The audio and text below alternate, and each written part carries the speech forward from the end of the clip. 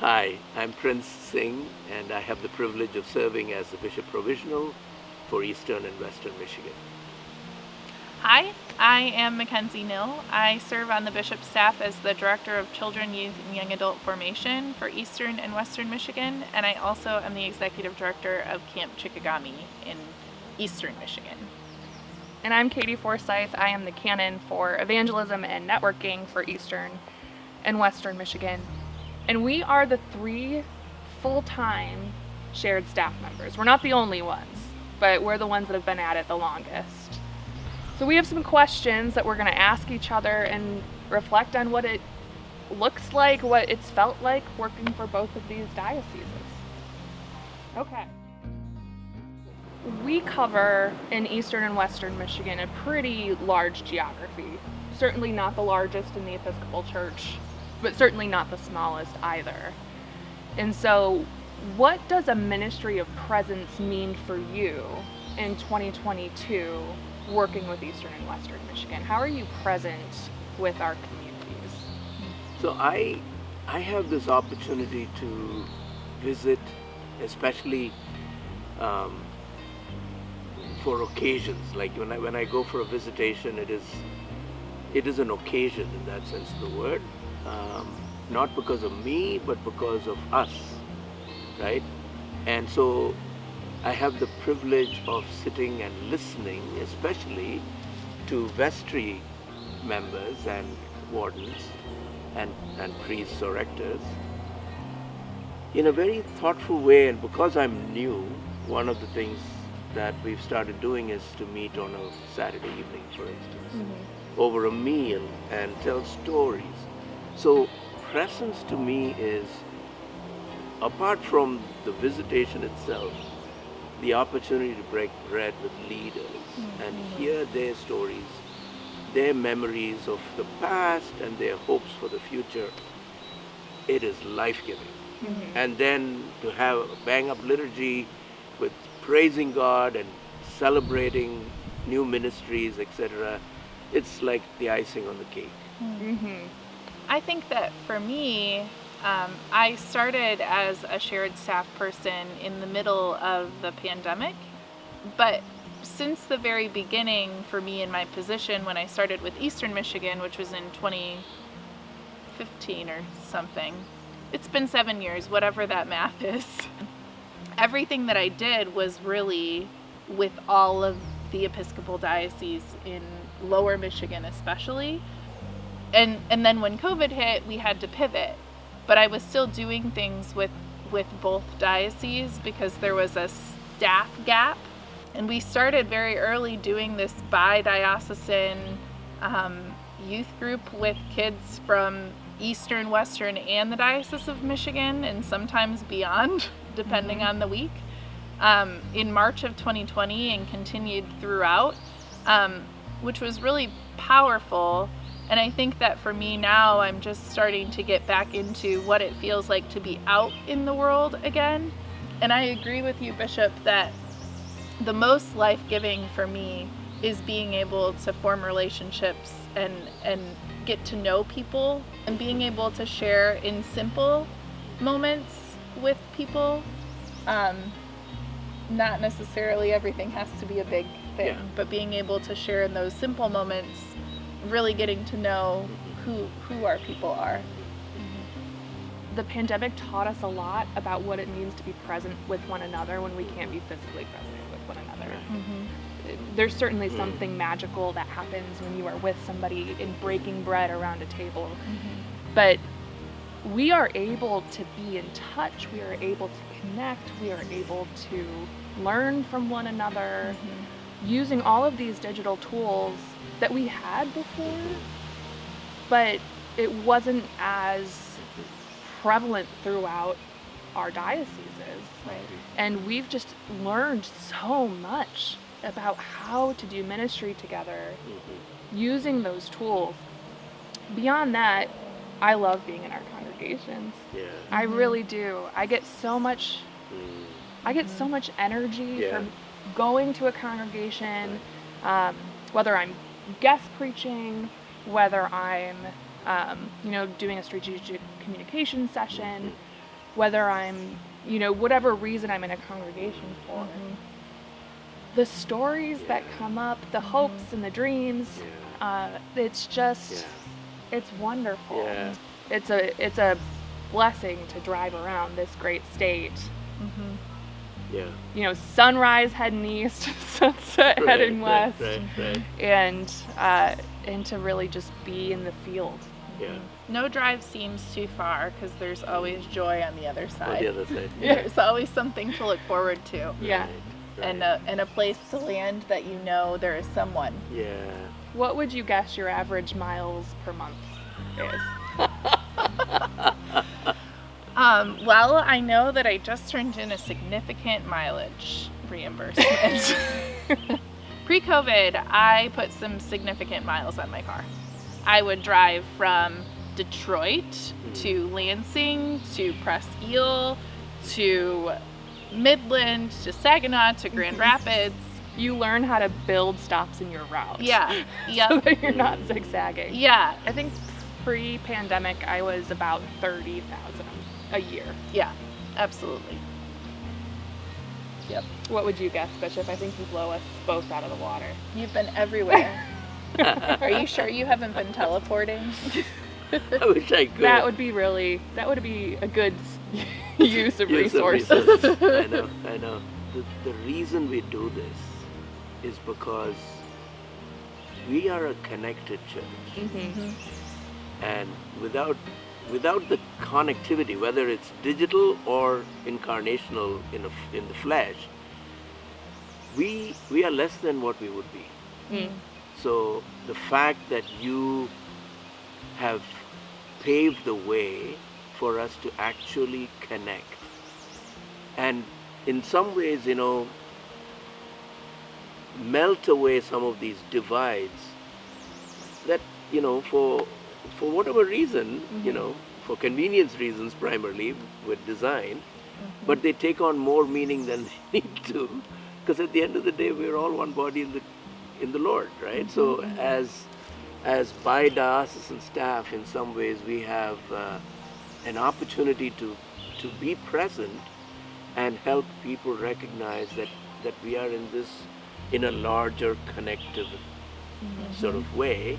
I'm also thinking about places when it's tender, like for instance, I'm thinking of Patrick Loyola when he was killed in Grand Rapids, that we were able to have a vigil to be present, to witness to that life, right? And then Gaylord has this tornado go through, right? The fact that, I was able to go there and just sit in the van or the car with the priest, Pam, and pray in the spot where 2 people had died, recognizing that, there is a way for us to be connected, to be present with each other, especially when things kind of fall apart. So I think your ministry of increasing these connections and keeping them alive, giving people a chance to vent, because I'm so glad you look forward to joyful meetings all the time.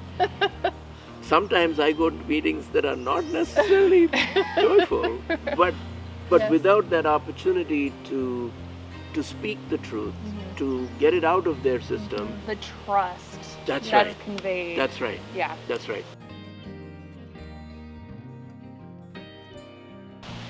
Immediately I'm thinking of diocesan convention. That was just really, it felt so good It for felt so so many good. for so many reasons. I think that our clergy retreat was also, that's just beautiful to me. I remember talking to one of our Eastern Michigan clergy who came up to me on the second day of the clergy retreat, and he said, "Katie," and he was talking about a Western Michigan priest, "that guy can hang." I was like, yeah. It was so cool seeing, these people that I get to work with. I get to go to their church and their church and their ministry and their ministry. To see them sit in a room together, the imagination, the innovation, the humor. We've got funny people. Joyful people. I know. To see them together and having so much fun was it was really special. I was also thinking of the bridge building group itself.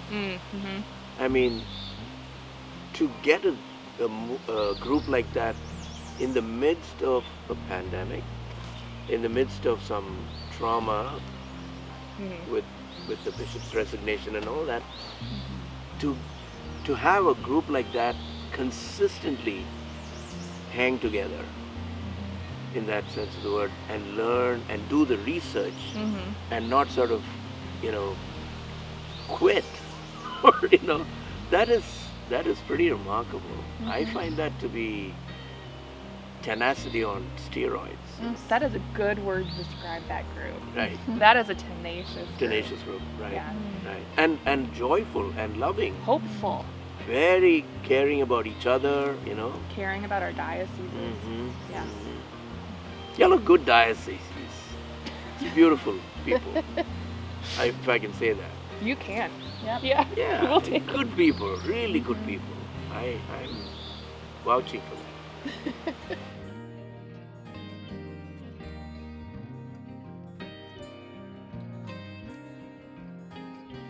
I think that we're hopeful and hope-filled. There are so many people, good people, that just care so deeply and have hope. I think that we're creative, especially like when faced with a challenge. Right. The very DNA of Eastern Michigan was one of innovation and trying a new thing. Right. And making sure that everybody had a seat at the table. We were all invited to the feast. We're all invited to the feast. Yeah. And I see that in Western Michigan too. Yeah. The creativity about what is ministry. Well, maybe ministry is a farm. Maybe ministry is fishing and enjoying that as a spiritual practice and then feeding people. We see these threads go out, and creativity is definitely one of them. I also am constantly struck by this deep love for God.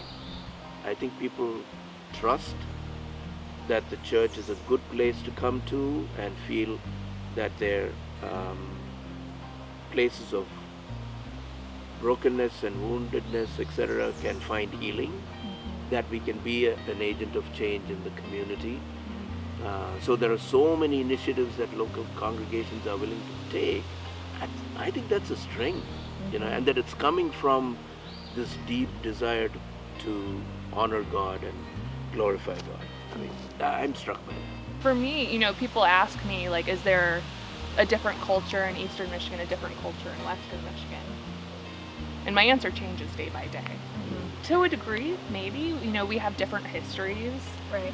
One is 148 years old, and one is 28 years old. So there's just a different charism that comes from that. But when I'm with St. Luke's Kalamazoo, I see a lot of Graceport Huron. When I'm with St. Andrews Grand Rapids, I see a lot of St. John's Midland. When I have been with Nativity Boyne City, I see a lot of Transfiguration Indian River. I mean, there are so many similarities that have to do with the context in which we serve. Right. Big cities, rural areas. Michigan, we have resort communities, which is its own special circumstance of what it means to gather a congregation when your congregation is seasonal. Right. There are so many common challenges that actually feel kind of isolated in your own diocese because there's so few of you. But, we have two historically black congregations, one in each. Right. And the opportunities to get to know one another, to gain a bigger voice. Of course, Students' Grace also, which is not a historically black congregation, it's a congregation of immigrants. Right. Adds another, range of voices to our collective chorus in a really beautiful way.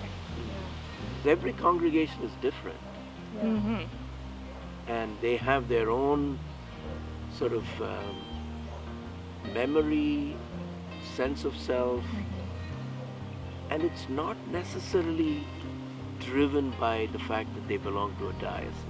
Right. I think it's bigger than that. So, in a way, I feel like this season of being a little more curious with each other and working with each other on ministry priorities and that sort of thing is a great time for us to actually,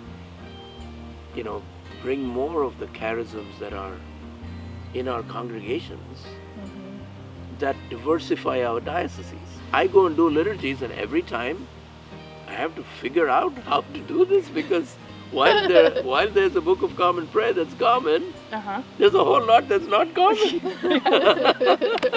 Yes. And that's a good thing, I think, because that means we are discerning in place. Our place matters Right, so much. right. That it changes our very being, and it changes what we do. It Yeah. changes how we interact with the world. Yes. Yeah. Yeah. I mean, I'm in both the dioceses, sometimes the same day, for events and that sort of thing.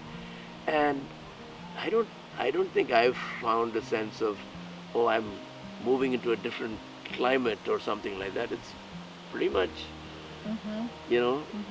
the same in that sense of the word. Similarities are pretty real. Yeah. And faithful Episcopalians who like Episcopal stuff. We worship the same God. We worship the same God. It must be, There's a similar. similarity.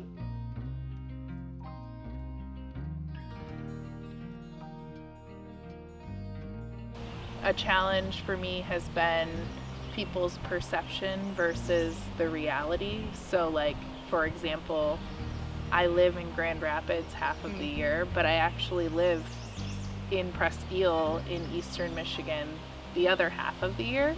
And sometimes I think that that's forgotten, and it might feel to folks on the other side like they've lost people, but that's not it at all. So I started working for Eastern Michigan in 2013. So I'm coming up on 10 years. Wow. So it was 20, Which is crazy. And I intentionally, when I started working for both, moved to the West.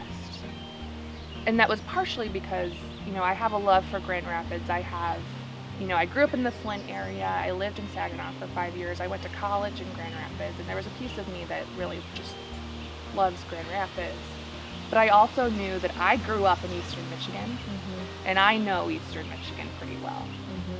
I know the history. I know the leaders. I've known both of the bishops diocesan, and that I had a lot to learn about Western Michigan, and that a way that I learned really well, and I think more quickly than I would have otherwise, was to be physically present at the beginning.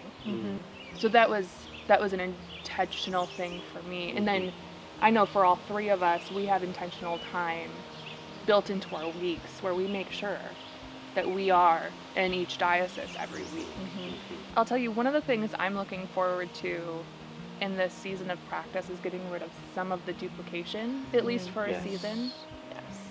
Yes. Having 2 separate staff meetings, it just takes time. 2 of my Saturdays a month, I spend the morning on diocesan council. Getting rid of some of that duplication is just going to open me up more time doing the work that energizes me. Not that diocesan council doesn't energize me. It's very energizing. But it makes more available time to rest. Time to write a sermon. Time to go visit a congregation and talk communications. Getting rid of some of that duplication will be a gift to me. And from my vantage point, that's actually a strategic opportunity because I'm pretty much sitting on 2 council meetings and listening to some of the similar The same challenges. Conversation involved. Right? Yeah. So strategically, if we can figure out a way actually to come up with solutions and investments, if you will, I'm not just talking about financial, but thought investments, etc., formation investments, boy, we would be able to move a lot better and not sort of, put out fires constantly. I think strategically it presents opportunity. I'm really looking forward to this season Yeah. because can you imagine 2 councils coming together and we have some Really, understanding? yeah, and really skilled leaders. Yes. Like there are people on these 2 standing committees that have been working together, Right. but people on these 2 councils that are gonna meet, Yeah. and I don't know, we might need to tie our shoes on tighter. Yeah. Like, Yeah. Exactly. to get these people with such skill, such imagination, and such passion for these communities and the people Yeah. that we serve, Yeah. it's gonna be wonderful, I think. Yeah, we might need to add another hour to the meeting time, Bishop. Yeah. For all of the For jokes. all and- of the things. and for all maybe- of the jokes. For the jokes, yeah. We may need a sort of a separate time for that. I'm really excited about that possibility because you're right, Katie, that the quality of our leaders, stellar. And sincere, faithful, loyal people. So just imagine, this is going to be, that's going to be a really revolutionary time, I think. We're gonna learn a lot. Yeah. Yeah.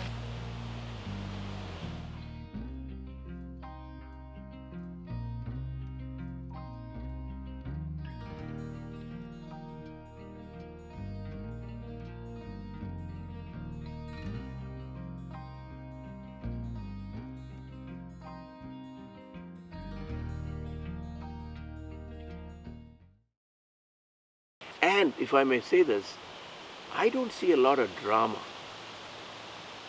I don't see a lot of drama. Maybe I'm being protected from it, but I think so. but there's not a lot of unnecessary agita. And I think is that a Michigan thing? I have no idea what you're talking about. I think if people disagree with you, they just don't show up. Yeah. No, they email me. That they email you, right?